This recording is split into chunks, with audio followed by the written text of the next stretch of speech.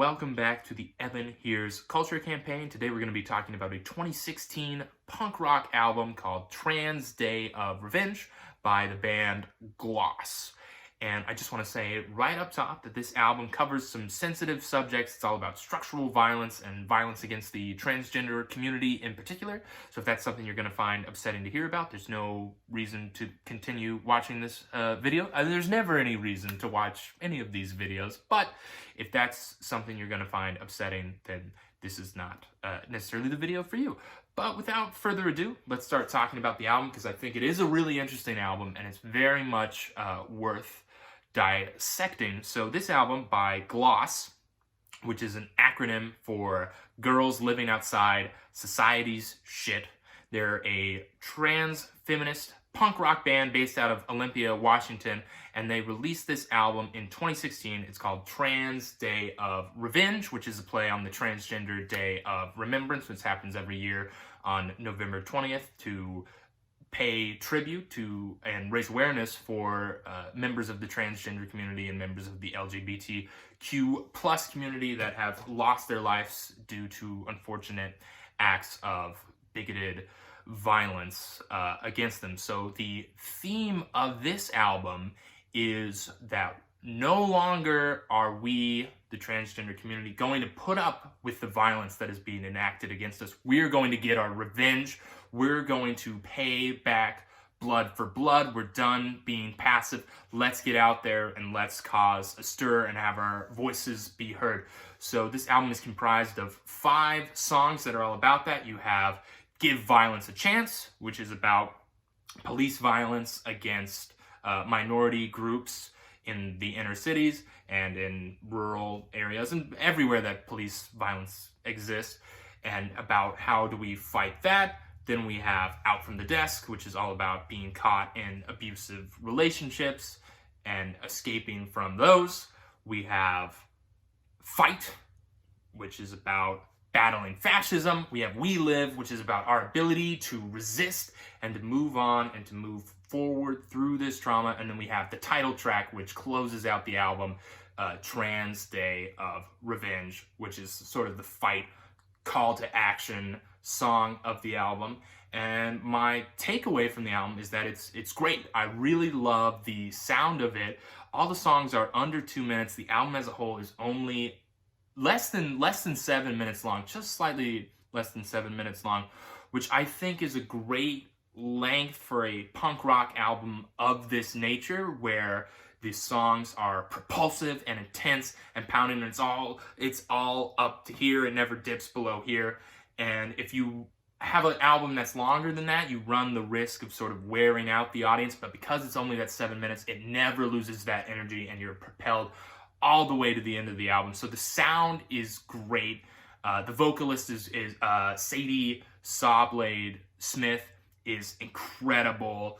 Really gets that anger across. And that's another thing that I really appreciate about this album, is that in a way, it kind of reclaims punk rock and gets back to the core of what punk rock music is all about. Because obviously, punk rock kind of took real shape in the late 70s with the Sex Pistols and those other British punk rock bands who were rebelling against the conservative government of the time and had a real legitimate anger to the conservative government of Margaret Thatcher. And then we moved to America and we're battling the moral conservatism of the 80s, and the anger is coming from a real, genuine place and about real causes.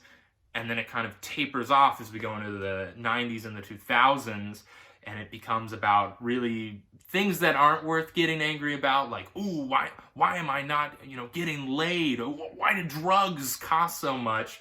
And that was, I read some interviews with the band, and that was specifically what they were trying to address with their music, is that they believed that punk had kind of been taken over by the white cisgender male complaining about what it's like to live in the suburbs, when they wanted to do their, get back to the core of punk rock and make an album about real, legitimate anger at society and the way society had been, dealing with things. They wanted to reclaim the outsider status of punk rock, which is what I respect about this album and why I think it connected so much, it is really interesting because the album that this most reminded me of was Milo Goes to College by Descendants, which is another album that's short, less than two-minute songs, but it definitely fits into that suburban white male vibe that this band is trying to go against and buck the tradition of. So they took that sound and then they made it their own through their lyrical content. And part of the reason, the history of this album is quite fascinating, because part of the reason it caught on so much is because the release date of the album was announced on June 11th, 2016. The album was going to come out on June 13th, 2016, 2 days later. But between that, June 12th occurs, which was when the Pulse Nightclub shooting in Orlando happens, which obviously big tragedy, really horrific experience for the LGBTQ plus community.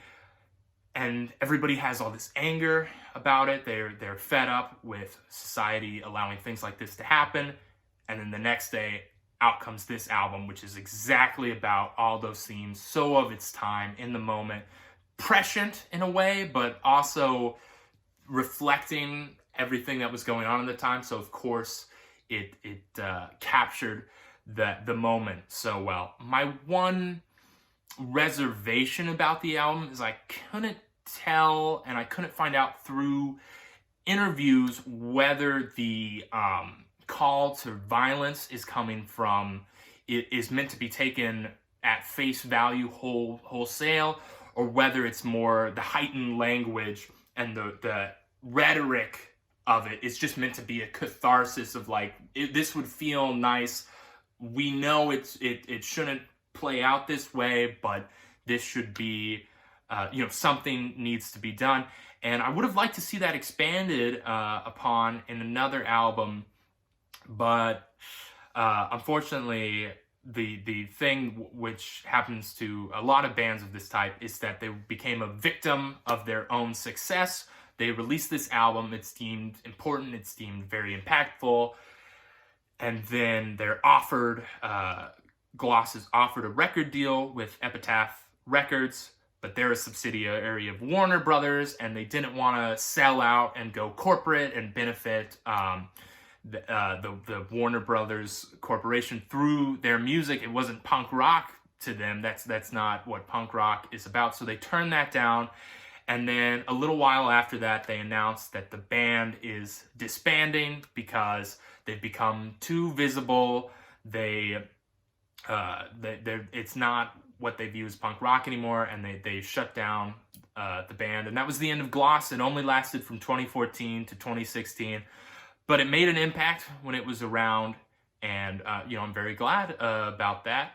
The thing that I really, really respect about this band is after they disbanded, they decided that any money they continued to make off of their music was going to be donated to the Interfaith Works Emergency Overnight Shelter in Olympia, Washington, which is a shelter for the homeless. And I like that even though their album was about violence and resisting through violence, this was a way of nonviolent trying to improve the community and political advocacy. So in that tradition, I'm going to include links in the description for this about several different causes you can donate to that will, hopefully help continue progressing society forward and eliminating some of these horrible crimes and issues that we're still seeing today. So thank you for watching. I know this wasn't necessarily a fun episode of the Evan Hears Culture campaign, but it's a great album. Please listen to it. Everybody has the time to listen to it. You can hear it on SoundCloud. It's really good. I'm going to listen to it a lot more. Thank you for watching.